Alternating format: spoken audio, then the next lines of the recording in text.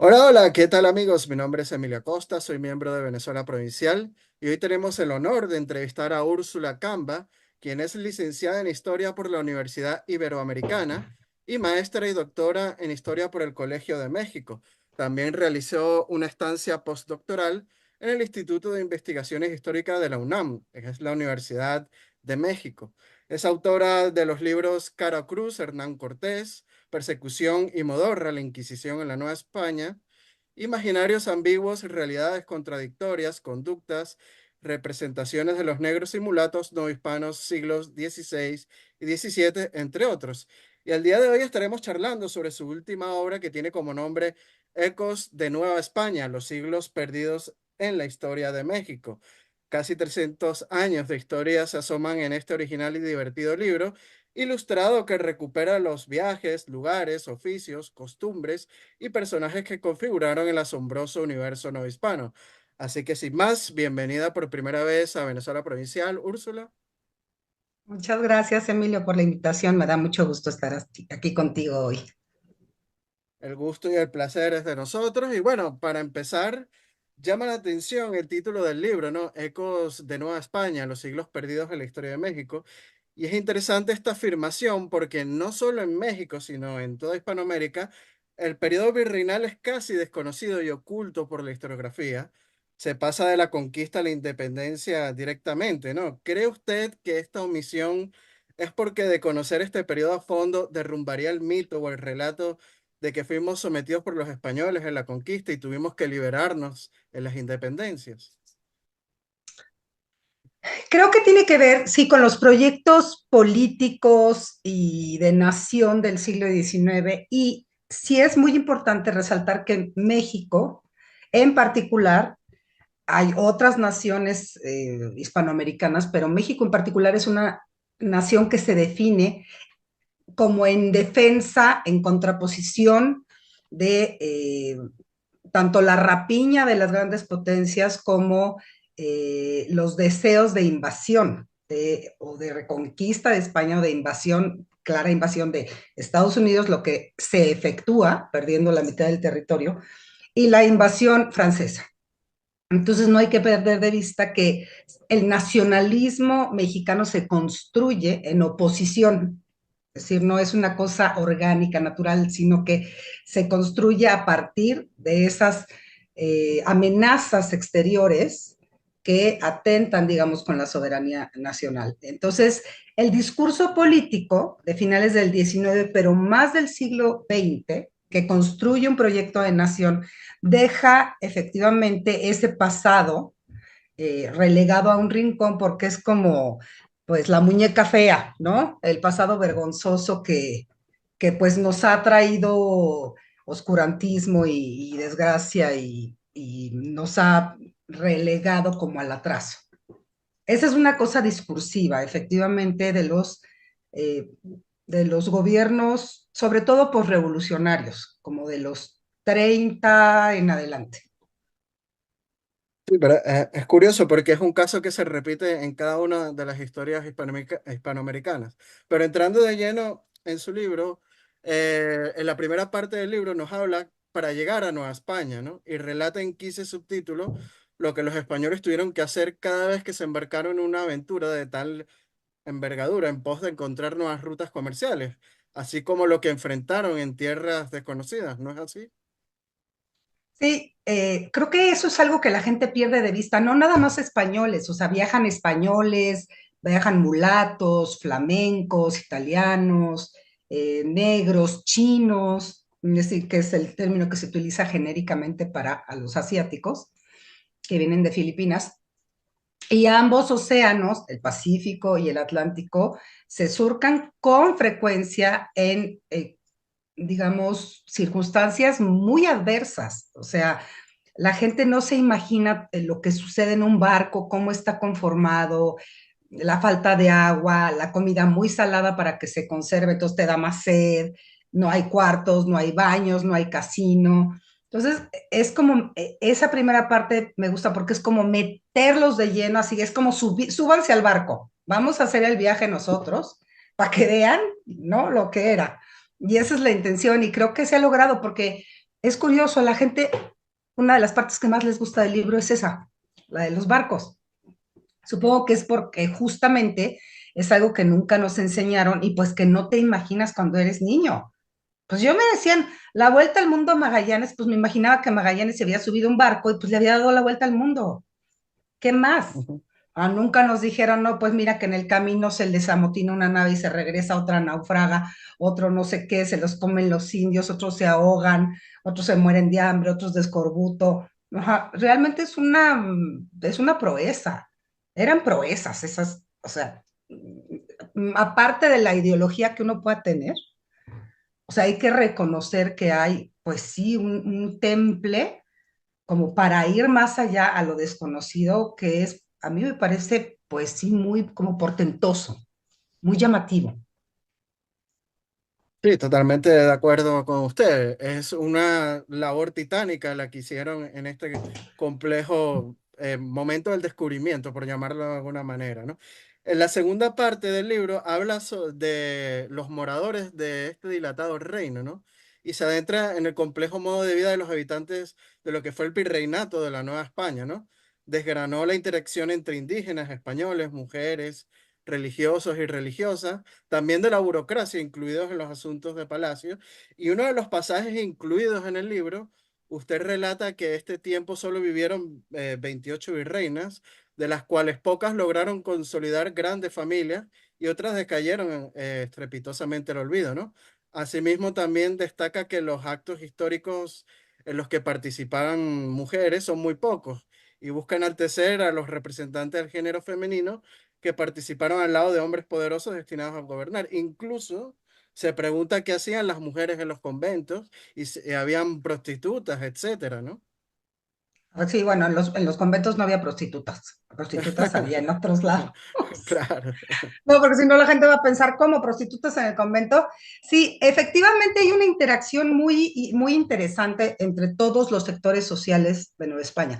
Como que uno tiende a pensar, justo en esa historia que nos enseñaron, que están los españoles como por un lado y los indígenas por el otro, y pues que empieza a haber mestizos, quién sabe por qué, obra y gracia de quién, y no nos hablan de no solo la cantidad de mezclas que hay, el mestizaje hay que recordarlo, es complejidad, significa complejidad, y no tiene nada más que ver con una raza, sino con toda una forma de concebir el mundo, de estar en el mundo, de utilizar los objetos, de apropiarse de ellos, de utilizar el lenguaje, etcétera. Entonces, las relaciones entre la sociedad virreinal pues podían ser cordiales, pero también podían ser muy violentas y muy difíciles. Y eso es algo que también se ha perdido de vista retratarlo. O sea, puedes encontrarte de pronto religiosos que van a salir a la procesión de Corpus, que es la procesión más importante del imperio hispánico en ese momento, porque es el triunfo de la transubstanciación y no sé, y empezarse a pelear los franciscanos, porque quién sale primero, los dieguinos, que si son una rama menor, pero los que llegaron primero fueron los franciscanos, y entonces empiezan a jalar los hábitos, a jalarse las barbas, a aventarse los cirios. Son esos momentos que uno no se imaginaría y que, claro, la muchedumbre atónita esperando a que empiece la procesión es como, ¿qué procederá en este caso? ¿Qué hay que hacer, no? Se jalonean, casi se les cae el Santísimo al piso, lo cual causa gran escándalo. Y estos episodios son interesantes porque te dan cuenta también de cómo se relacionan con diferentes autoridades, ¿no? Cómo se llevan los virreyes con la audiencia, con el Santo Oficio, también son relaciones muy complicadas, de mucha rivalidad, de ver quién va primero, quién tiene más importancia, que eso es algo que la corona española siempre trata como de sacarle provecho, ¿no? En esta cosa de vamos a tenerlos un poco peleadillos para que pues no se unan demasiado y no nos den problemas, porque pues así por separado está más fácil lidiar con ellos, ¿no? Entonces, lo que encuentras es que hay españoles, hay mulatos, negros, asiáticos, extranjeros, y que de alguna manera hay una serie de intercambios entre todos estos grupos que no es que vivan aislados, es que se encuentran todo el tiempo en las plazas, en los mercados, en los caminos, en las iglesias. Es decir, es una sociedad muy compleja y muy rica en términos de vínculos.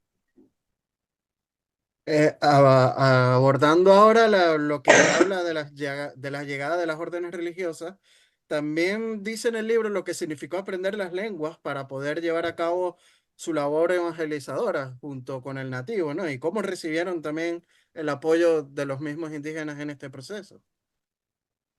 Sí, la evangelización no se hubiera podido llevar a cabo sin que hubiera una base grande de indígenas que auxiliaran a los religiosos, porque los religiosos en principio son muy pocos, son poquísimos, serán, no sé, primero que los 12 franciscanos y luego empiezan a llegar más, pero ¿cuántos más?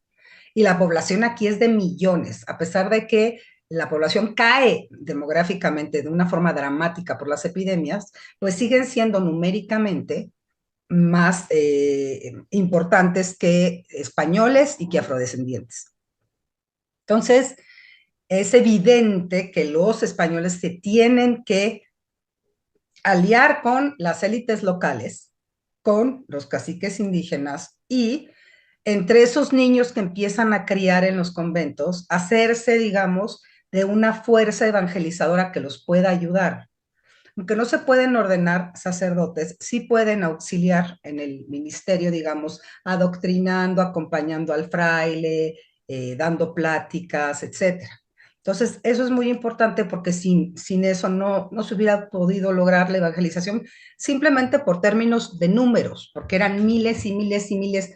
No le puedes dar un sermón a 5,000 personas. Bueno, sí puedes, pero es evidente que la penetración y los religiosos lo saben que tienen pues sus limitaciones, pero bueno, lo intentan de esa manera y creo que lo hacen de manera muy exitosa.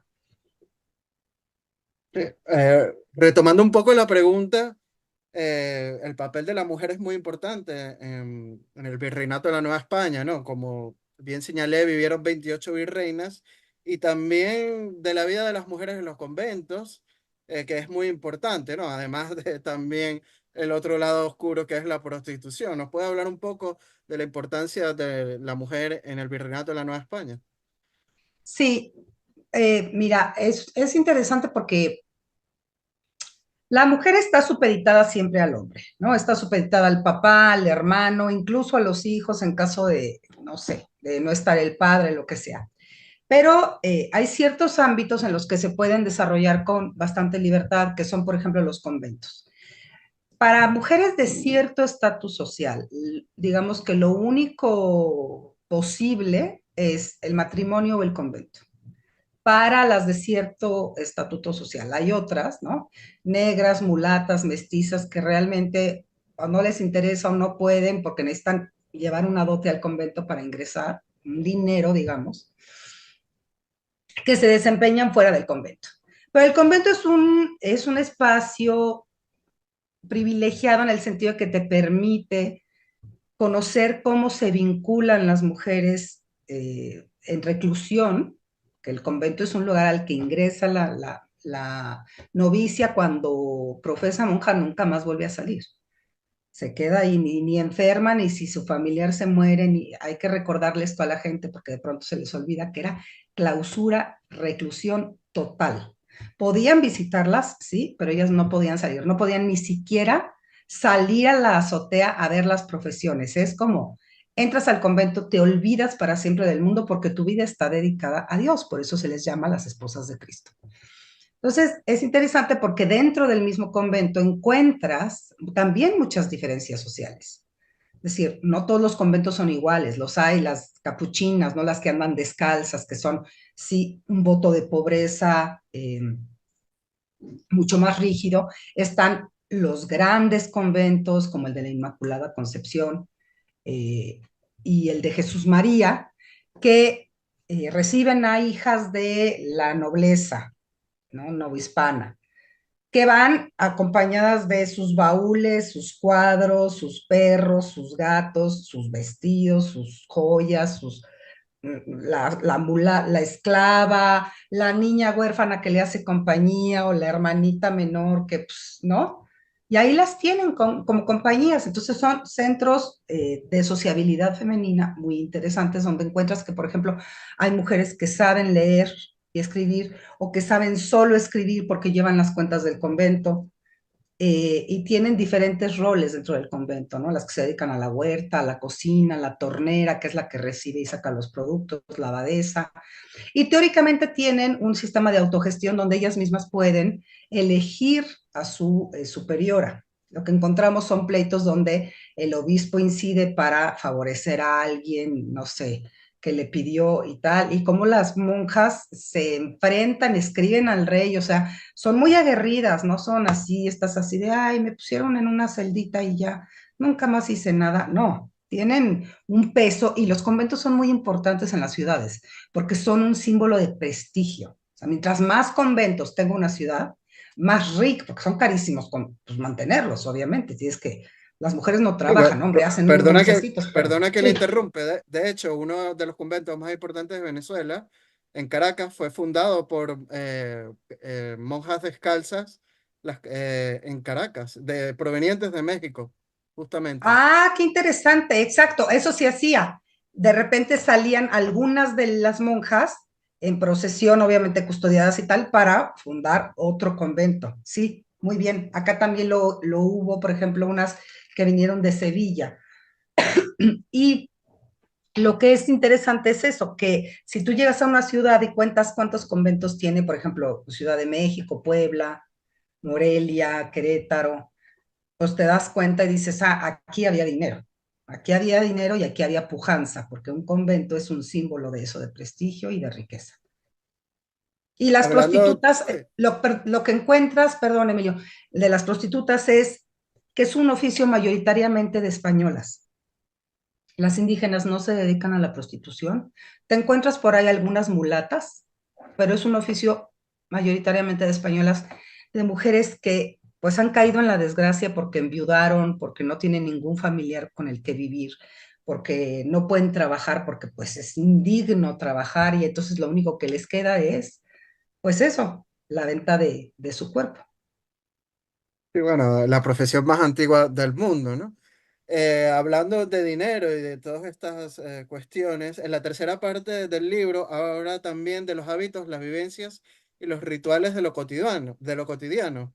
Ella habla de la compleja organización económica de Nueva España, pues no solo fue cuestión de poner las manos a la obra que existieron peligros y problemas, y aún así con todo la plata americana alcanzó a llegar a lugares tan lejanos como Asia, las Filipinas, ¿no? Y China y Japón. Y México se convirtió prácticamente en el centro de poder económico, ¿no? De la monarquía hispánica. Efectivamente, eso es interesante porque los pesos de plata, o sea, el sistema, para quien no lo sepa, el sistema de medidas es un sistema octaval, no es el Ujú. sistema decimal que utilizamos ahora. Entonces, un peso valía 8 reales, por eso se llama octaval. Pero claro, un peso, que es un peso que valía, el peso no es como ahora, que no vale nada. El peso valía mucho, era un peso que valía mucho. Entonces la gente no es como que, ay, traigo 10 pesos en la bolsa para gastar, no. La gente traía y no había moneda fraccionaria como la conocemos hoy. Entonces en ciertos lugares se hacían como pedacitos de moneda que solo valían en esa región, ¿no? El dueño de una tienda hacía que se llamaban tlacos, pues un pedacito de Sí. cerámica grabada, un pedacito de cuero, un pedacito de vidrio, y eso pues lo valía como moneda fraccionaria, porque la gente no tenía estos pesos de plata muy pesada que era tan buena la plata que incluso siguió utilizando en el norte de México, mucho tiempo después de la independencia, las transacciones se seguían llevando con pesos de 8 reales. La casa de moneda en Estados Unidos, la primera es de 1853. La casa de moneda en América, o sea, la primera está aquí, en la Ciudad de México. Nunca me acuerdo el año, pero es siglo XVI, ¿no? Como para ver la importancia, pues, no solo de la plata, sino del circulante, ¿no? Del alcance que tuvo la moneda de plata. De hecho, de todos los mercados de América, el mercado en el que más pesos de plata se intercambiaban era en Acapulco. a la llegada del galeón de Manila. Y Acapulco, cuando se iba el galeón de Manila, era nada, nada. Era una aldea de pescadores con unas cuantas casitas, sin ninguna infraestructura de nada, no tenían nada. Pero eso sí, llegaba el galeón de Manila y se daban cita pues, los comerciantes más importantes para comprar cosas carísimas que después vendían carísimas. Bueno, ellos no las compraban carísimas, las vendían después carísimas, ¿no? Que papel de China, que tibores, especias, marfiles, cocos chocolateros, es decir, La una serie de porcelana. objetos, la porcelana, por supuesto, que la seda que después venderían en el mercado del Parián en la Ciudad de México o en otros mercados de América.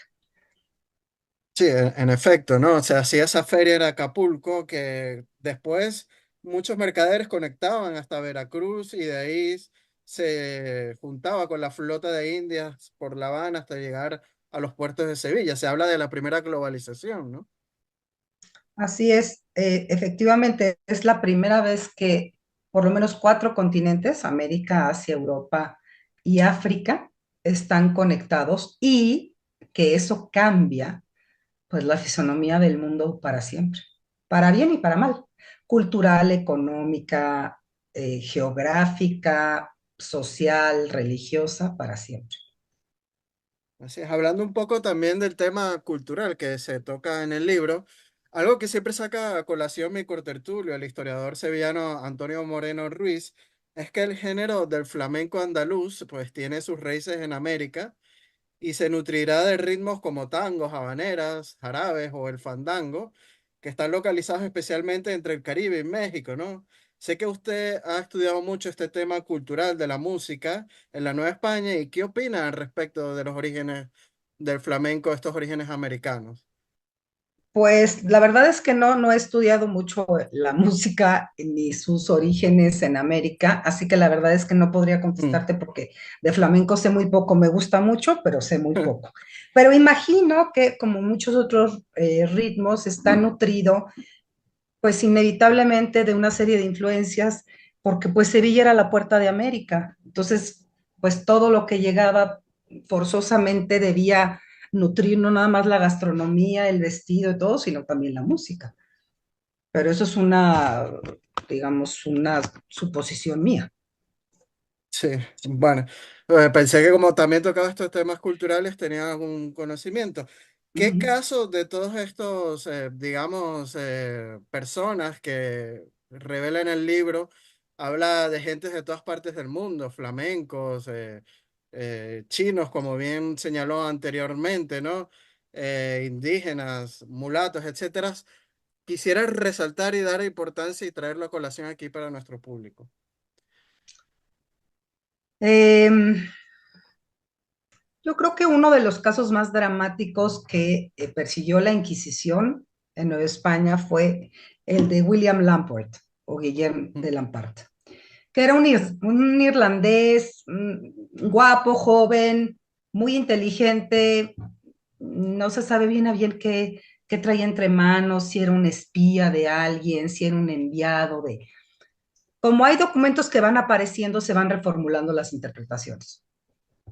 Pues es un caso muy dramático porque es un hombre muy inteligente que habla muchos idiomas, español, francés, inglés, latín y creo que alemán.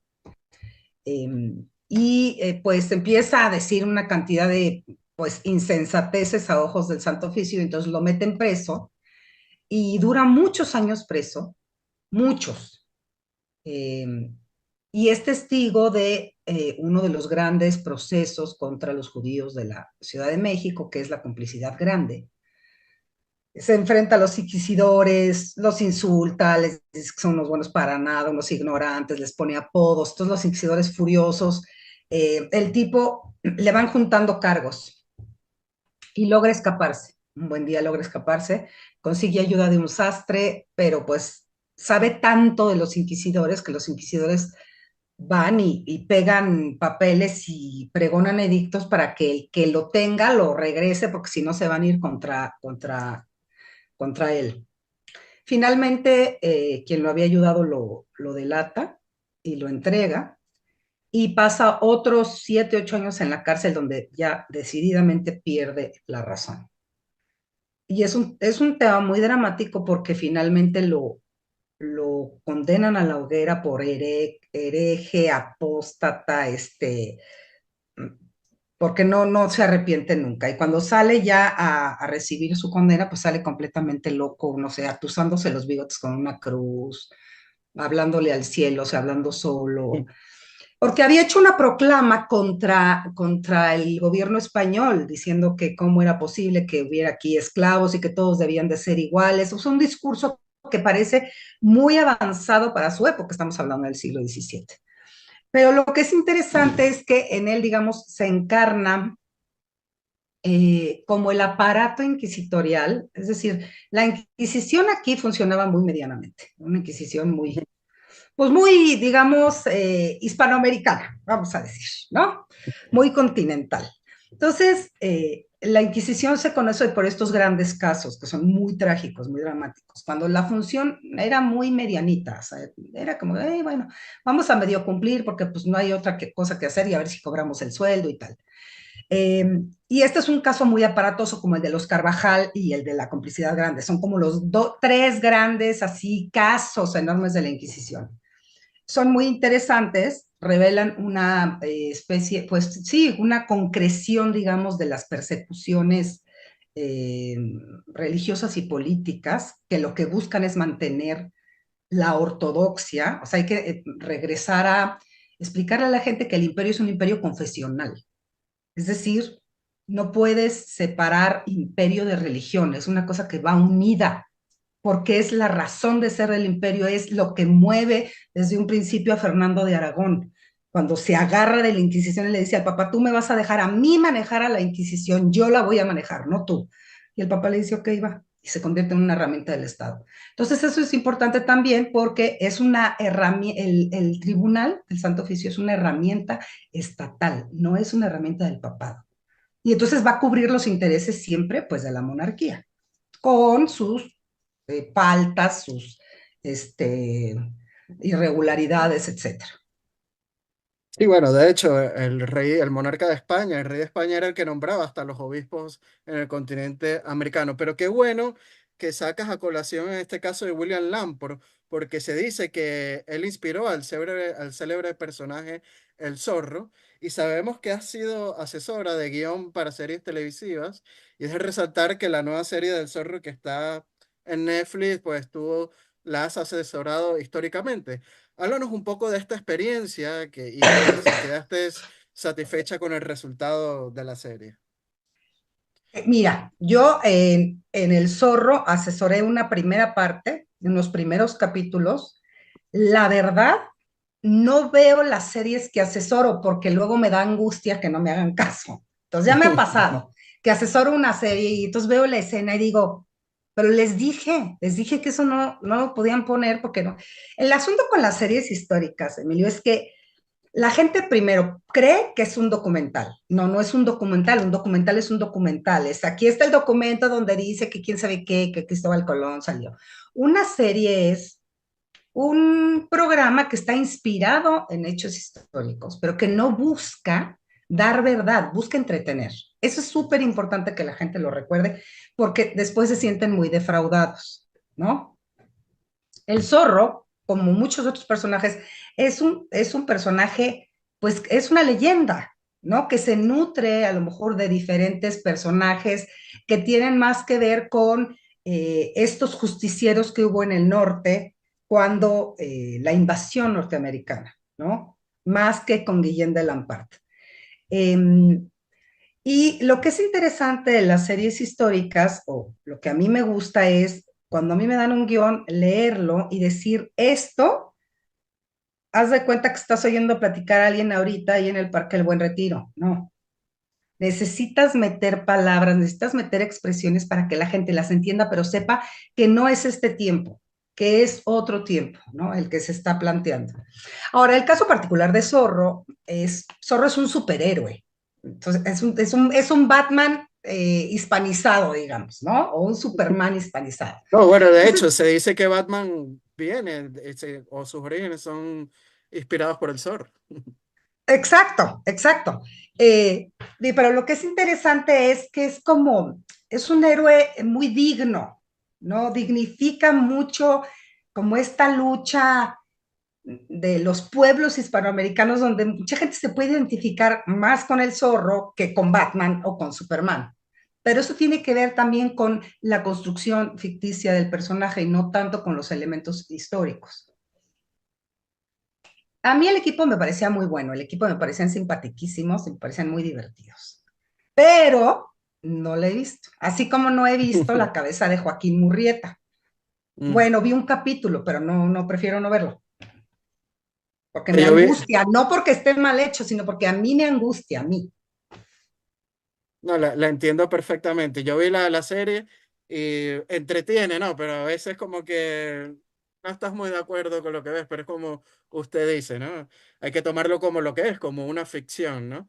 Así que No, y bueno, sabes qué, Emilio, que la gente también, la gente pierde de vista que los productores lo que van a privilegiar siempre es el drama, siempre, siempre, no la precisión histórica. Cuando uno como historiador suelta eso, te da paz, porque si no es una guerra sin final, no puedes poner esto porque, o sea, entonces la verdad es que soltarlo da paz y verlo como un producto de entretenimiento y ya. correcto, es eso, un producto de entretenimiento. Totalmente de acuerdo con usted, Úrsula. Bueno, ya nos quedan 4 minutos. De verdad que ha sido todo un gusto y un placer charlar con usted. Bueno, Venezuela Provincial es su casa para hablar de estos temas históricos que nos unen de un lado y del otro del charco y las cámaras son todas suyas para despedirse de nuestra audiencia.